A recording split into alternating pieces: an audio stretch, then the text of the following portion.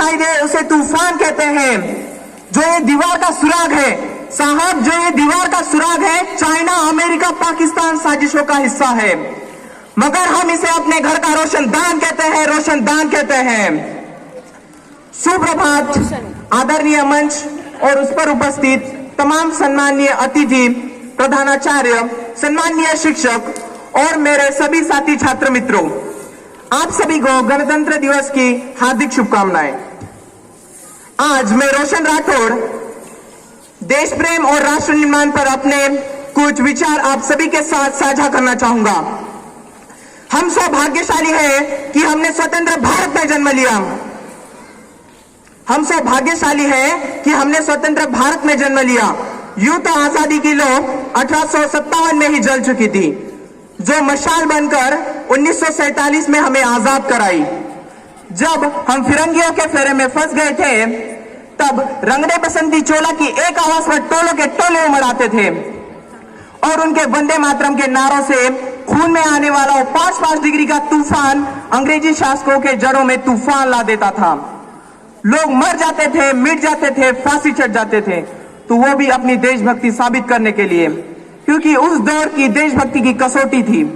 उसके बाद 62, 65 और 71 के युद्धों में अपना सुहाग गंवा देने वाली औरत जब अपने घर के हालात ये हो जाया करते थे कि प्यार भी भरपूर गया, मांग का सिंदूर भी गया, नन्हे नौले हालों की लंगोटियां चली गई, बाप की कमाई गई, भाई की पढ़ाई गई, ऐसा एक विस्फोट हुआ, पता ही चला नहीं, पूरे जिस्म की ही कई बोटियां चली गई, पूरे जिस्म की ही कई बोटियां चली गई। और आपके लिए तो एक आदमी मरा है साहब, किंतु मेरे घर की तो रोटियां चली गई, मेरे घर की तो रोटियां चली गई। तब देश बलिदान मांगता था, तब देश लड़ जाने को कहता था, तब देश मर जाने को, मिट जाने को, फांसी चढ़ जाने को कहता था, किंतु आज देश मर जाने को, मिट जाने को, फांसी चढ़ जाने को नहीं कहता। किंतु मेरे विचारों में यदि कोई व्यक्ति अपना काम पूरी ईमानदारी, पूरी मेहनत और पूरी लगन से करे तो वही सबसे बड़ा देशभक्त है। मैं नहीं मानता कि फेसबुक और व्हाट्सएप के डीपी को 3 रंग में रंगना ही देशभक्ति है। और यदि आप कहते हैं कि साल में 2 बार हाथ में तिरंगा लेना ही देशभक्ति है, तो मैं यह पूछना चाहूंगा कि फुटपाथ में रहने वाला वो बच्चा ट्रैफिक की छांव में नंगे पांव में जब तिरंगा बेच रहा होता है, तो क्या आप उसे उसकी देशभक्ति कहेंगे? नहीं, यह उसकी देशभक्ति नहीं, उसके भूख की शक्ति है जो उसे ऐसा करने पर मजबूर करती है।